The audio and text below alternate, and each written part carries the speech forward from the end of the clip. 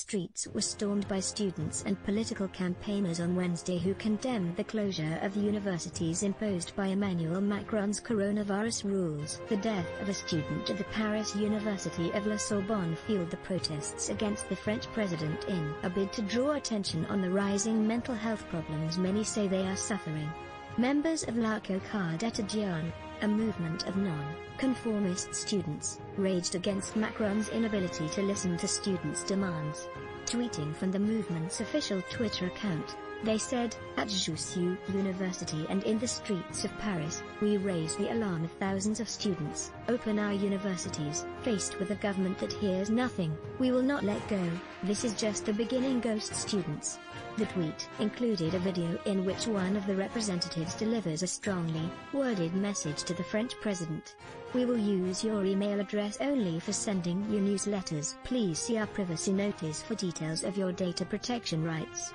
He said, "We learned this Friday that a medicine student at the Sorbonne has taken her own life. While the motivations may be diverse, this context of deep youthful stress cannot last any longer if we want to avoid more tragedies." Following an initial lockdown that shut down the university and the rest of the country, we were happy to regain access to the campus. On September 30th, Minister Frédéric Vidal promised there would be no closure of universities. A month later, we were told of a new closure, the return of online lessons, lockdown, curfew. It all sounds like betrayal. For almost a year now, the daily lives of students have boiled down to screen courses inside rooms of 9 square meters. Everything that makes the university and youth community special is now banned or forbidden, with serious consequences of dropout, distress, neurosis, loneliness, unemployment. And that goes as far as suicide and attempted suicide. We ask for the immediate reopening of all higher education institutions for the entire second semester. This is the future of a whole generation. Let's save our year, let's open our universities. Others joined the cause, calling on the French government to take responsibility. Left-wing party La France Insoumise tweeted, "Minute of silence at the foot of the Pantheon in memory of the students who committed suicide." Ghost students. The Socialist Party also joined the protest, writing, "The Socialists were present today to support the students who denounce the precariousness they face and the deplorable study conditions in this time of health crisis." Ghost students.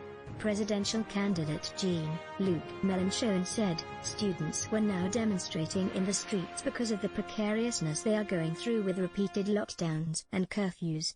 We must act. It's urgent." Ghost student. Whilst the former mayor of Le Bourget, Yannick Hoppe, added, "Because they must not be a sacrificed generation and their distress must be taken more into account by the government, we are alongside the young French who are demonstrating for their future and to make their voice heard." Students in France have been unable to attend lectures for several months and many are still living in cramped accommodations away from home. Since last Saturday, all of France is under a curfew that starts at 6 p.m. every evening, adding to the pressure felt by young people across the country. In the last 2 weeks alone, 2 undergraduates in Lyon have tried to take their lives. Heidi Suppault, a political science student from Strasbourg, decided to raise the issue more directly, writing a letter to Macron. She wrote, "I'm 19 years old and I feel like him dead. I no longer have dreams. If we have no hope or prospects for the future at 19, what do we have left?" President Macron, however, urged Ms. Suppault and students in a similar position to persevere. "It's hard to be 20 years old in 2020, he wrote in his response, reviving a line from a speech he made last October. "Continue to hold out. We know what we owe you. I'm asking you for one more effort."